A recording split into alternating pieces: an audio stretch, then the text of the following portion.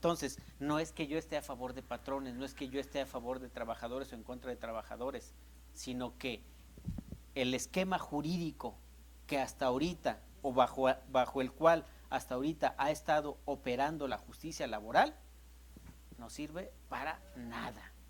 ¿Es cierto, Y Carmen? discúlpenme la expresión tan tajante, pero es para adelantarme a ese comentario.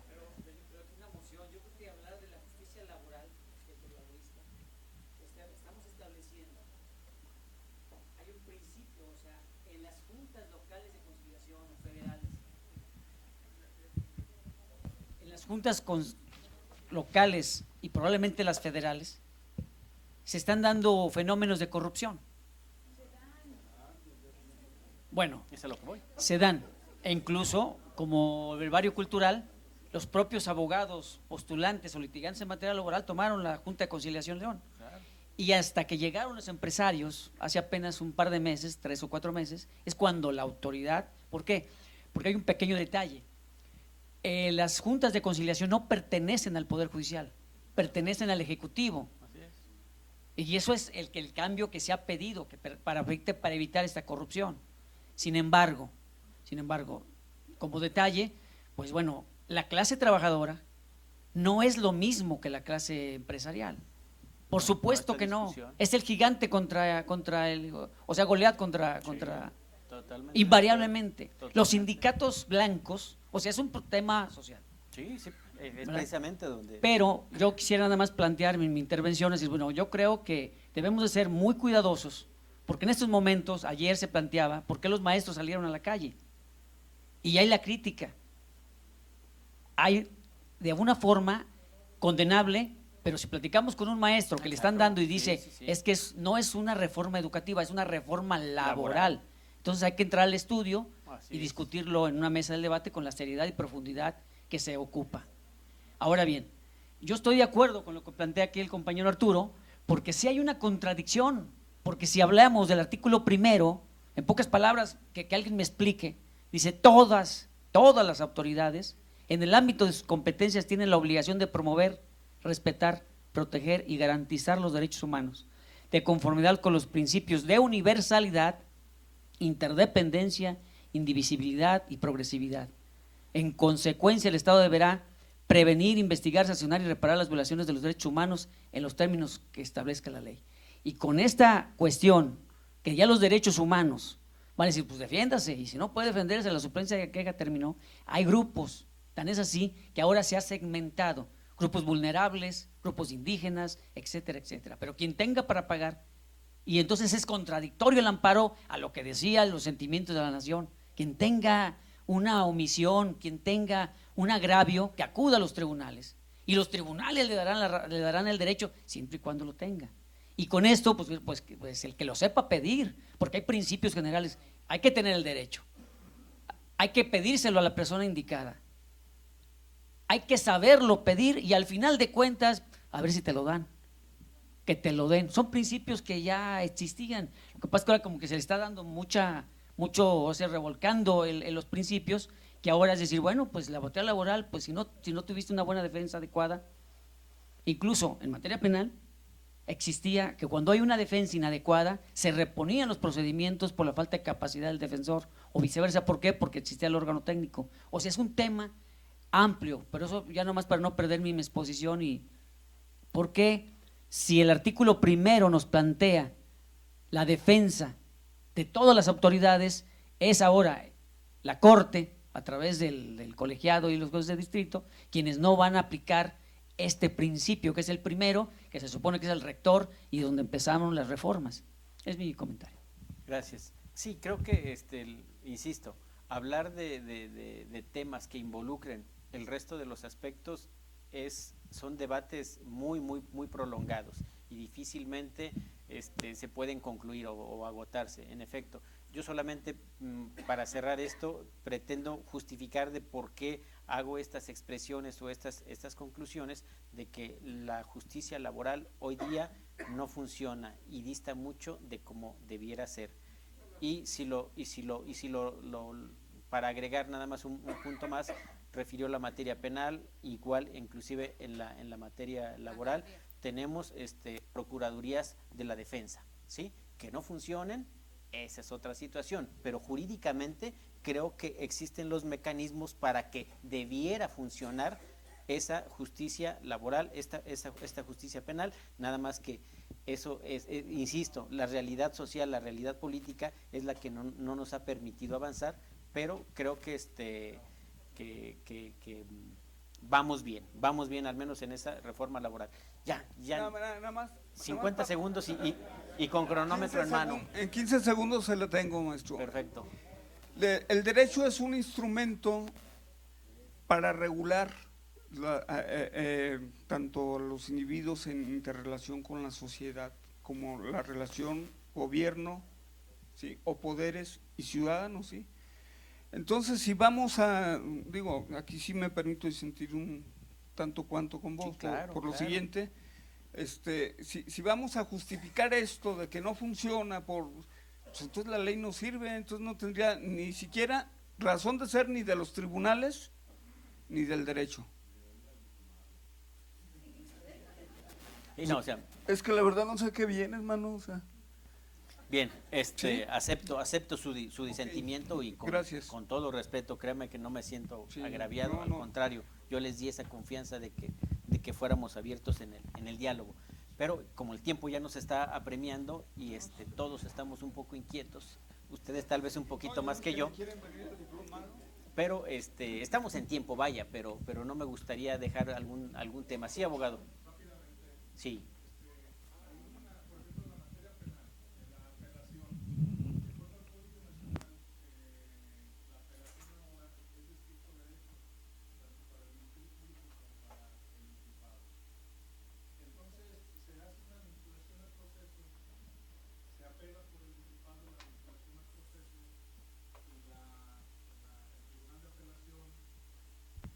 Resuelve en estricto derecho, porque así lo señala el Código Nacional.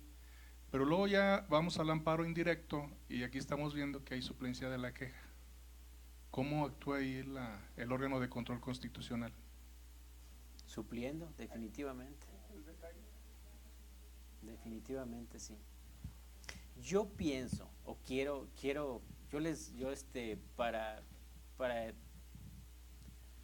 procuro ser cauteloso cuando hago un juicio crítico y dentro del proceso que yo realizo procuro ser cauto y conceder beneficios de la duda. Recurro bastante a esa expresión, hay que conceder el beneficio de la duda. Creo yo que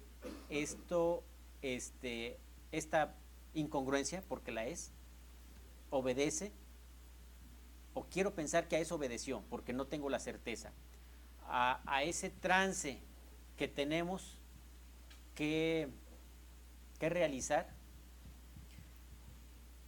porque creo que el fin último es que desaparezca la suplencia de la queja en materia penal. ¿Sí? Si comprendemos cómo funciona el sistema acusatorio, pues queda claro, debe desaparecer la suplencia de la queja. Sin embargo, estamos en trance, ¿sí? Todavía hay quienes dudan del éxito y no del sistema acusatorio y todo lo demás, pero ya lo tenemos, es una realidad.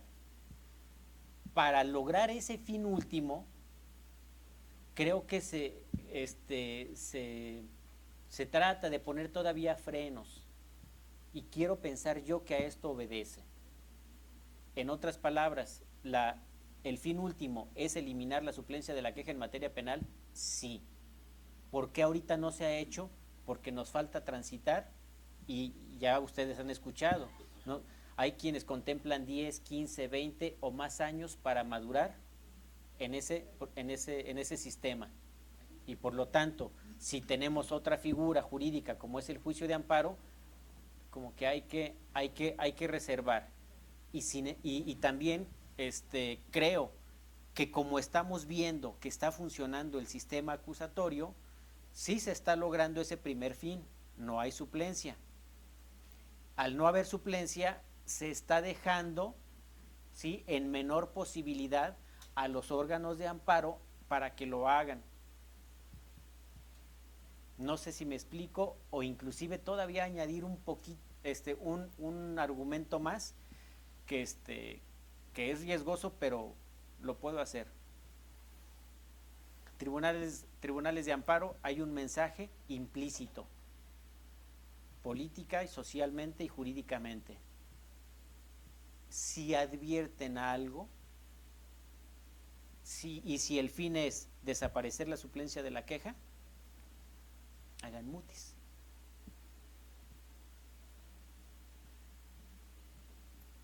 ¿Qué va a pasar? No va a pasar absolutamente nada. Se contribuye a lograr ese fin que todos deseamos. A lo mejor yo no estoy de acuerdo, pero deseamos porque, bueno, ya se planteó así constitucional y legalmente. Estamos en este sistema.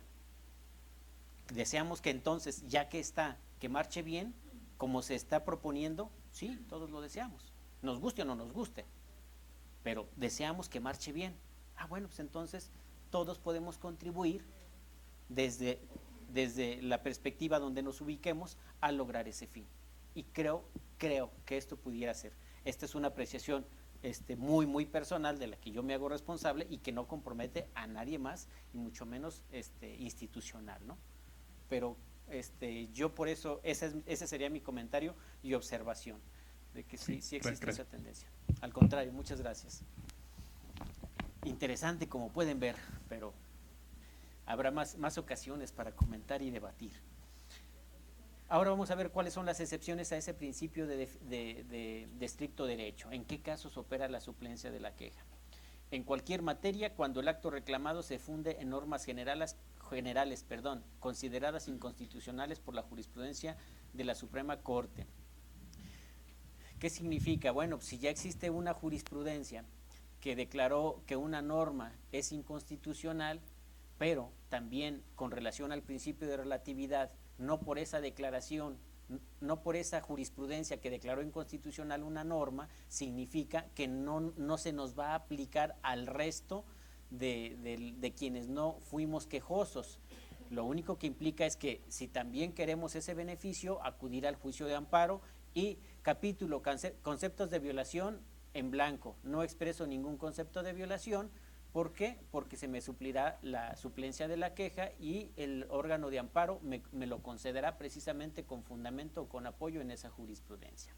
Segundo supuesto, en favor de menores o incapaces o en aquellos casos en que se afecte el orden y desarrollo de la familia.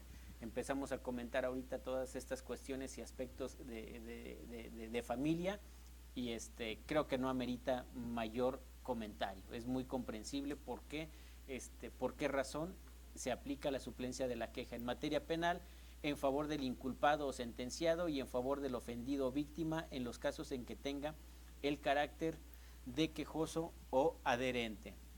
Ahí solamente les hago un paréntesis para que cuando hacemos este tipo de reflexiones como la que hizo ahorita, me parece muy interesante, y hay otras que me parecen hasta un poco ociosas, pero es cuando digo, parece ser que no tenemos muchas cosas interesantes en qué pensar y luego nos distraemos en otros temas. Hay quienes se preguntan, bueno, esta disposición establece que opera la suplencia de la queja en favor del ofendido o víctima en los casos en que tenga el carácter de quejoso o adherente. Pero la ley lo que no nos dice es si también opera la suplencia de la queja cuando tenga el carácter de recurrente. Como no lo dice la ley, cabe hacernos ese cuestionamiento. Pues creo que ese cuestionamiento es bastante inocuo, sin embargo, existe. Tan existe que hay pronunciamientos de tribunales colegiados de circuito que así lo establecen. Se los dejo ahí nada más para su apunte. Y ya también comentamos esto de la materia penal. Y en materia agraria, igual muy relacionada con la materia laboral, que ahorita hablábamos de que finalmente la figura de la suplencia tiene por fin equilibrar esa desventaja social que es evidente entre un patrón y un trabajador, y en la materia agraria. En materia laboral, en favor del trabajador, con independencia de que la relación entre empleador y empleado esté regulada por el derecho laboral o por el derecho administrativo. ¿Sí? Recordarán que por ejemplo, quienes prestan sus servicios para las instituciones de seguridad, pues no tienen una relación propiamente laboral o no se les ha querido bautizar con ese nombre, aunque realicen un trabajo, pero no hay una relación laboral, sino que hay una relación administrativa. Bueno, pues en este caso, como la esencia sigue siendo laboral, opera de igual manera la suplencia de la queja en su favor. En otras materias, cuando se advierta que ha habido en contra del quejoso del particular recurrente una violación evidente que la ley que lo haya dejado sin defensa por afectar los derechos previstos en el artículo 1 de esta ley. De esto solamente vamos a hacer el comentario. Ya vimos en principio en cualquier materia, pero por normas generales. Luego, menores o incapaces, igual en cualquier materia en que se vean afectados sus intereses, en materia penal, en materia agraria, en materia laboral. Y luego dice en otras materias. ¿Cuáles materias restan? La administrativa, la civil mercantil. Ok. Cuando se advierta que haya habido en contra del quejoso del particular recurrente una violación evidente de la ley que lo haya dejado sin defensa por afectar los derechos previstos en el artículo 1 de esta ley. Volvemos al cuestionamiento que ahorita planteábamos. ¿De veras habrá quien se aviente a suplir la queja en materia civil, en materia mercantil, invocando esta disposición, asumiendo el riesgo de que, pues, que diga lo que quiera decir el tercero interesado, yo aquí voy a suplir la queja? Y bastante ambiguo, porque si leemos esta redacción, advierta que ha habido en contra del quejoso una violación evidente de la ley. Yo creo, exactamente, entramos en subjetividades. Que lo dejó sin defensa, pues yo creo que eso puede ser fácil, ¿no? Pues tan lo dejó sin defensa que perdió vámonos al resultado, perdió el juicio, pero una evidente violación de la ley en su perjuicio. Y bueno, pues también estuvo asesorado, ¿no? También tuvo abogado, fue actor o fue demandado. Creo que a eso le apuestan la mayoría de los que litigan en estas materias, a las habilidades, valga, de los propios abogados. Yo sé de qué manera voy a plantear un juicio reivindicatorio en lo que debo de cuidarme. Yo sé de qué manera voy a contestar una demanda en una acción de usucapión, qué sé yo. Entonces ahí es donde todavía siguen más finas o más puras las habilidades de los juristas en el litigio, como para coquetearle a esta figura. Yo les he de decir que en la práctica no es nada recurrible precisamente por estas razones, aunque esté ahí en la ley, pues no, creo que no es lo deseable. Hágase, pero no se cumple. Hágase, pero no se cumple. Mire, es bien sencillo. Cuando a usted le suplan la queja, ¿sí? Seguramente estará bien, se aplicó la ley. Cuando le suplan la queja a su contrario, le aseguro que no va a estar con la misma sensación. Y es que eso es lo riesgoso, ¿no? Claro, exactamente, tenemos dos. Si cobijamos a una, necesariamente descobijamos a la otra. ¿Y de quién dependió eso? De la decisión del órgano de amparo. Cuidado.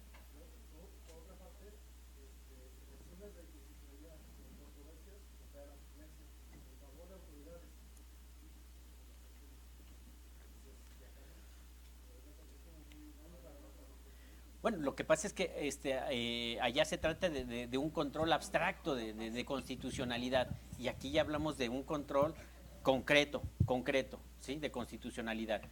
Y en la acción y en la controversia es, a ver, la ley, sin ubicarnos en que ya se le aplicó a alguien en específico, ¿se ajusta o no se ajusta a la Constitución? No, pues sí, no, pues no. Esto sí creo que tiene características muy diferentes a lo que es al juicio de amparo, ¿sí? Creo que por eso sí sería distinto el por qué se le suple la queja a la autoridad en estos medios diferentes de control de la Constitución. Y por último, en cualquier materia, en favor de quienes por sus condiciones de pobreza o marginación se encuentren en clara desventaja social para su defensa en el juicio.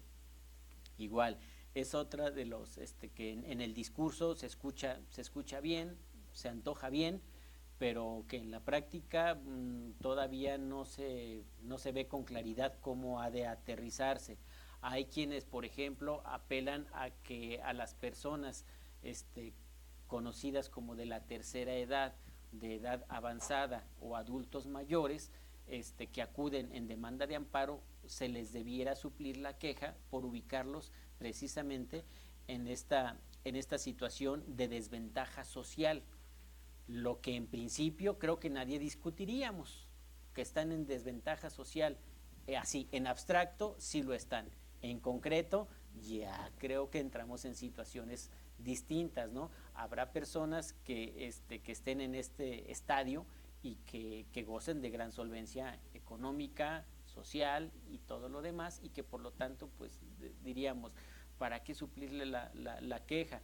O dependería entonces del acto que reclaman y de cuál es la afectación o cuál es el derecho humano que está invocando, que se le está violando. Ya esto es cuestión de ver, ahí sí, cada caso concreto. Es difícil hablar en general de estos temas, ¿no? Y bueno, prácticamente agotamos nuestro programa, nuestro objetivo.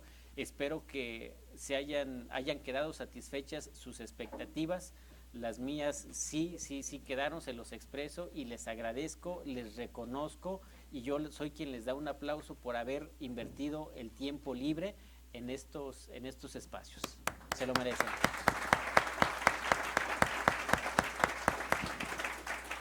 Antes de irnos, el lunes los invito a una conferencia, protocolo de preparación de niños y niñas y adolescentes para juicio. Es a las 5 de la tarde. El martes es la presentación del protocolo de actuación para quien se imparte justicia en casos de que involucren derechos de personas, comunidades y pueblos indígenas, a las 5. Y el próximo, ya empieza el módulo 3, el juicio de amparo 1, es el viernes a las 5, viernes 19 a las 5 y sábado 20 a las 10, o sea, los mismos horarios que este fin de semana, ¿sale? Y ahora sí, denle un fuerte aplauso al maestro Juan Antonio. Muchas gracias.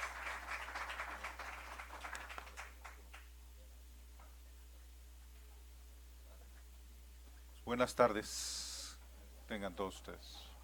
Bonito fin de semana para ti.